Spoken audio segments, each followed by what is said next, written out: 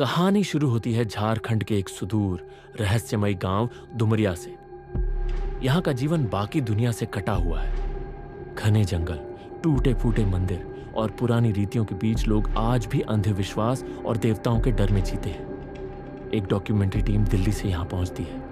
उनका मकसद है ग्रामीण अंचलों में ओझा तांत्रिक परंपराओं को समझना और कैमरे में कैद करना। टीम की नजर पड़ती है एक महिला पर, नीमा देवी। नीमा देवी लगभग 50 वर्ष की महिला, जिनकी आंखों में लगातार कुछ खिंचा हुआ, कुछ भारी, कुछ गहरा था। लोग उन्हें बहुत सम्मान देते हैं। गांव वाले कहते हैं कि नीमा देवी कोई साधारण ओझा नहीं, बल्कि रुद्रकाली की माध्यम है। ये शक्ति उन्हें उनकी मां से मिली थी और मां को उनकी नानी से। ये एक वंशानुगत परंपरा है।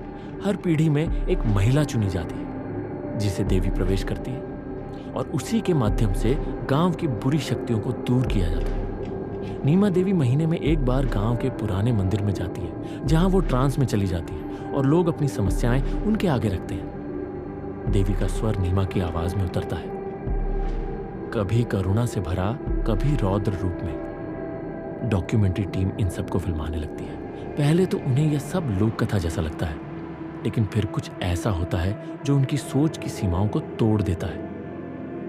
नीमा का भाई कमल सिंह शहर में नौकरी करता है और हाल ही में अपनी बेटी माही को गांव छोड़ गया है। माही 18 साल की शांत शहरी लड़की है, जिसे गांव की ये परंपराएं बचकानी लगती हैं।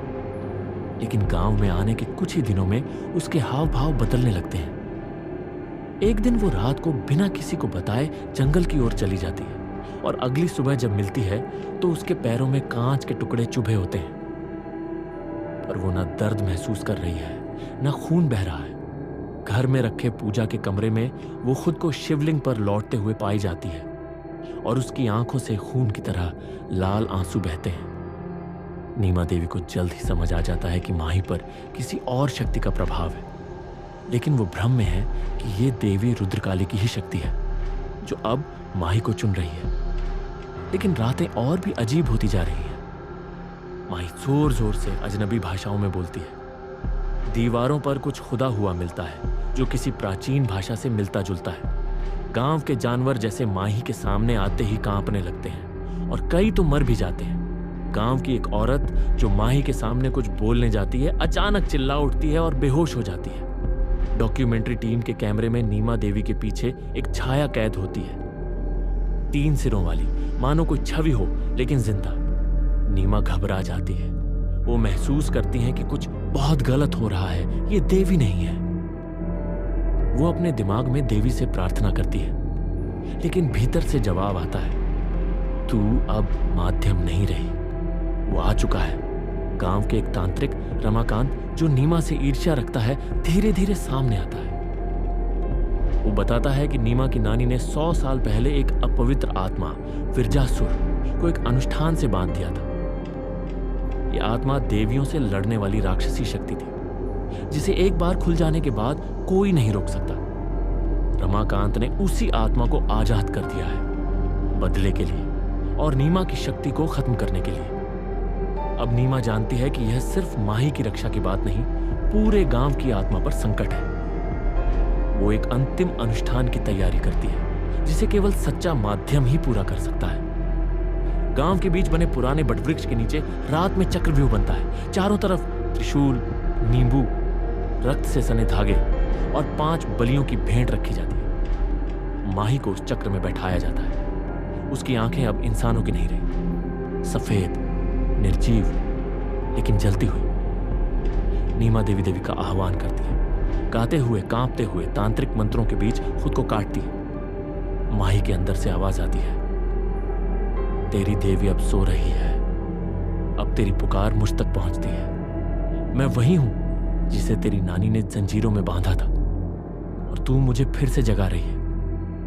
अनुष्ठान के दौरान अंधड़ चलने लगता है, कैमरे हिलने लगते हैं, पेड़ की शाखाएं नीचे गिरती हैं, कुछ गांव वाले दूर खड़े खड़े मारे जाते हैं। डॉक्यूमेंट्री टीम का एक सदस्य अचानक ऊपर हवा में उड़ जाता है और हवा में ही उल्टा लटकने लगता है। कैमरा खुद ब खुद बंद हो जाता है। अगले दिन गांव में सिर्फ सन्नाटा है। नीमा देवी के घर का दरवाजा खुला है। अंदर सिर्फ एक चुप्पी, जला हुआ यज्ञ कुंड और जमीन पर बिखरा काला सिंदूर दिखता है। माई कहीं नहीं है, नीमा भी नहीं, लेकिन गांव के मंदिर में एक नया मूर्ति दिखती है। एक महिला जिसके 3 सिर हैं और शरीर पर जंजीरें पड़ी हैं। लोग कहते हैं वो नीमा है। वो अब माध्यम नहीं रही, अब वो खुद विरजासुर बन चुकी है। डॉक्यूमेंट्री टीम का एकमात्र जीवित सदस्य शहर वापस लौटता है, लेकिन पागल हो चुका है। उसकी जुबान अब सिर्फ संस्कृत में चलती है। जब उससे पूछा गया, तुमने वहां क्या देखा, उसने सिर्फ इतना कहा, वो देवी नहीं थी, हम सब ने उसे बुला लिया और अब कोई नहीं बचेगा। देवी आएगी या नहीं, ये सवाल मत पूछो। अगर वो नहीं आई तो क्या तुम तैयार हो उस दूसरे के स्वागत के लिए?